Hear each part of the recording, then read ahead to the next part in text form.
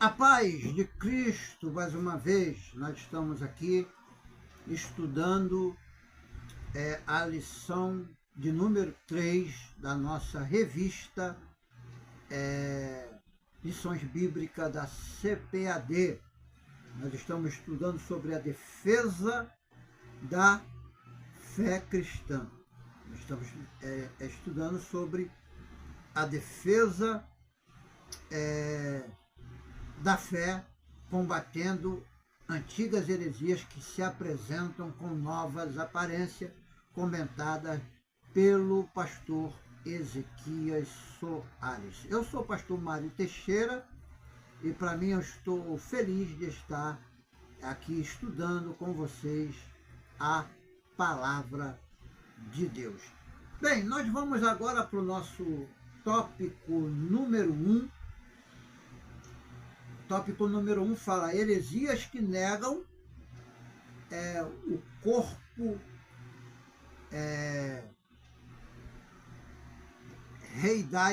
a corpo-reidade de Cristo.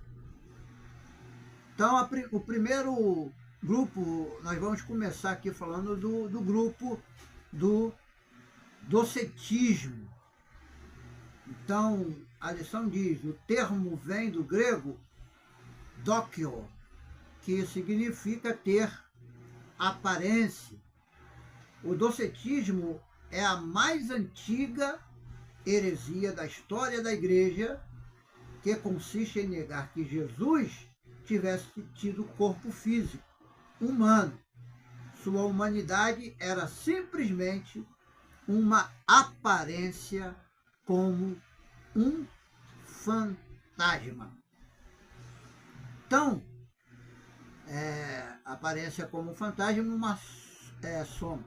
Então, nós vimos aqui a questão das características do docentismo, natureza de Cristo. Os docentistas afirmam que Jesus não tinha carne e ossos reais, pois consideravam a matéria ou o corpo físico como algo intrinsecamente mal ou indigno.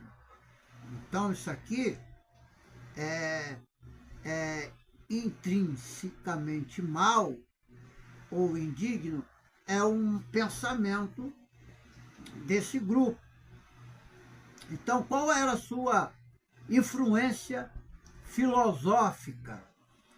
Então, a ideia foi influenciada por filósofos, pelas filosofias dualistas, como o gnosticismo, que separavam o mundo material, considerado um mundo corrupto, podre para eles, do mundo espiritual, considerado um mundo puro.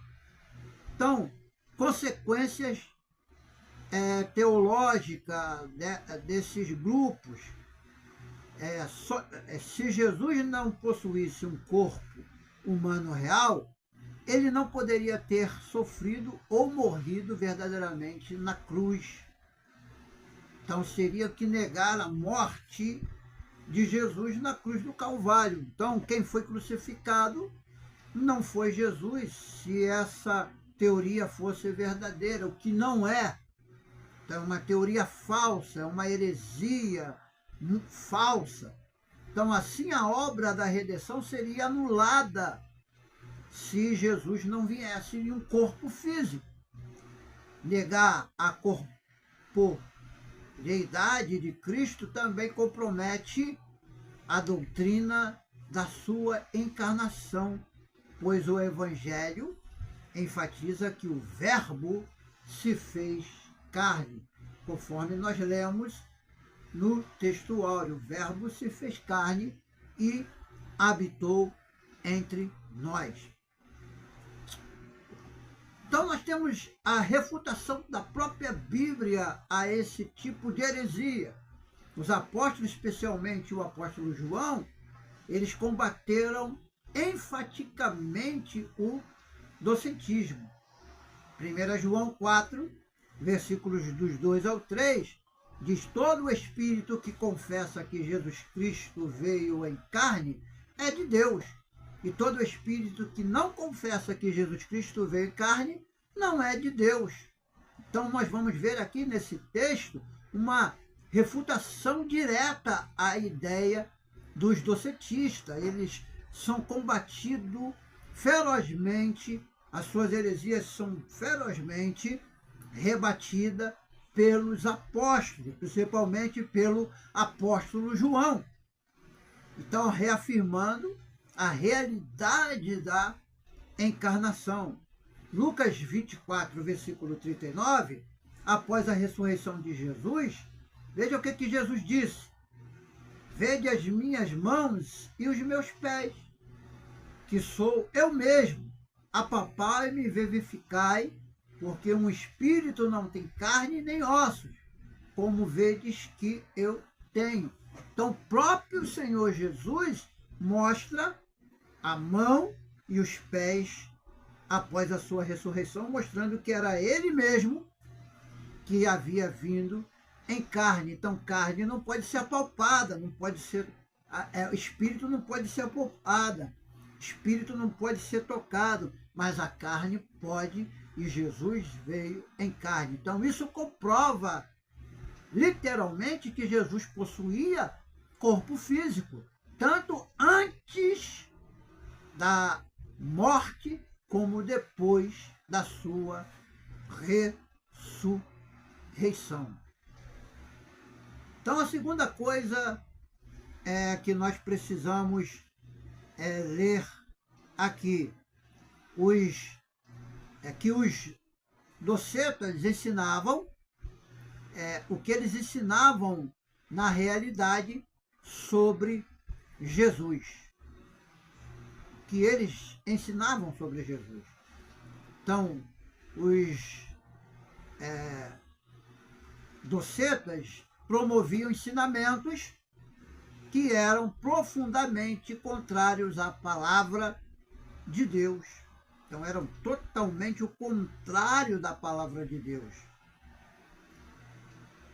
Eles alegavam que Jesus não tinha um corpo humano real, mas apenas uma aparência ilusória de humanidade.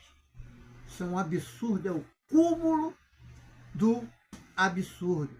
Segundo eles, Jesus era um ser puramente espiritual, incapaz de experiência como limitações, dores e emoções associadas à vida física.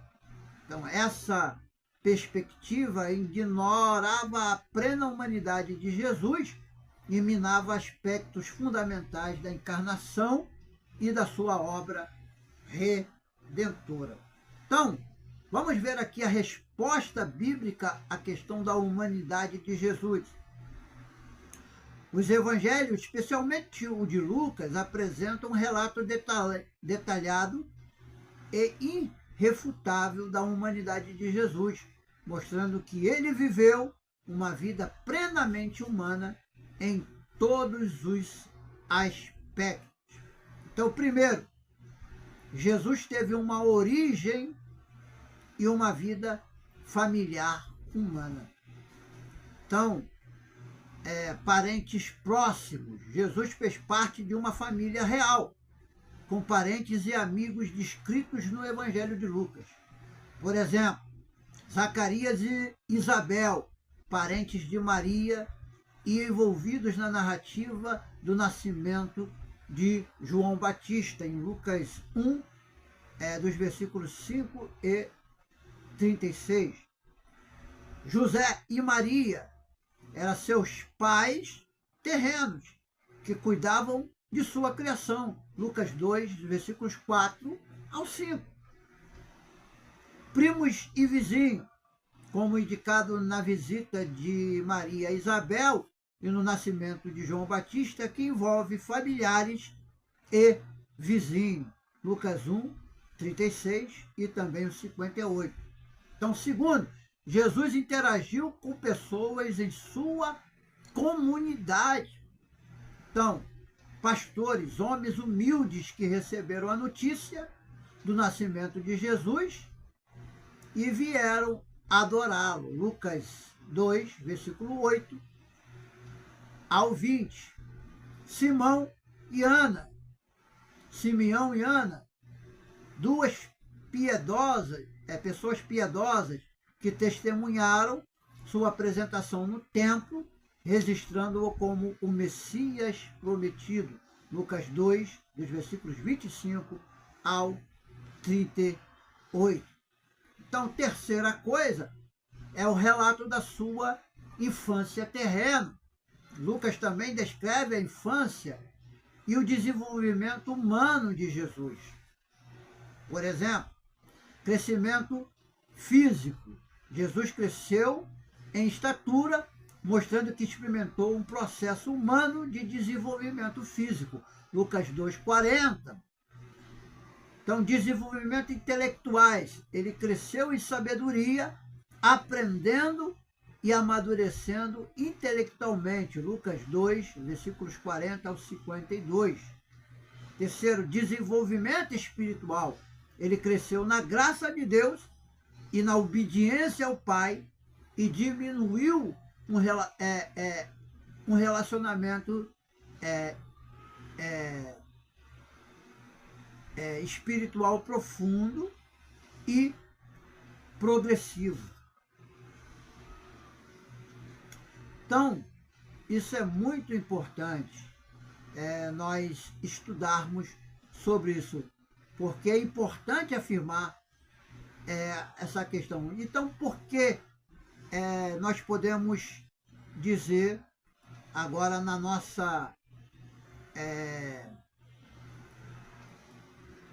nosso estudo, por que era importante afirmar a humanidade de Jesus? Primeiro, questão da obra redentora. Para ser o Salvador, Jesus precisava ser plenamente humano, compartilhando da condição humana e se tornando uma substituição perfeita, como nós lemos em Hebreus 2, do 14 ao 17. Identificação com os seres humanos. Sua humanidade permite que ele se identifique conosco em nossas fraquezas e incerteza, por nós como sumo sacerdote. Hebreus 2, 14, Hebreus 4, versículos 15 e 16. E o testemunho da encarnação. O Verbo se fez carne e habitou entre nós. João 1, 14. Mostrando que Deus escolheu entrar na história humana de forma plena e de forma completa. Então, rejeitar a humanidade de Jesus, como fizeram os docetas, não é apenas uma heresia histórica. É um ataque às bases do cristianismo e à mensagem central da redenção. Então, o docetismo, do grego dóquio, que quer dizer parecer, é uma doutrina do século II, que foi considerada uma doutrina herética pela Igreja primitiva e é uma antecedente do gnosticismo. Então, como nós não temos como falar sobre essas questões, que são uma questão mais da teologia, eu deixo que você pesquise sobre a questão dos docistas e a questão do gnosticismo. Isso é muito importante para você entender essa lição. Então, nós vamos continuar no nosso próximo vídeo.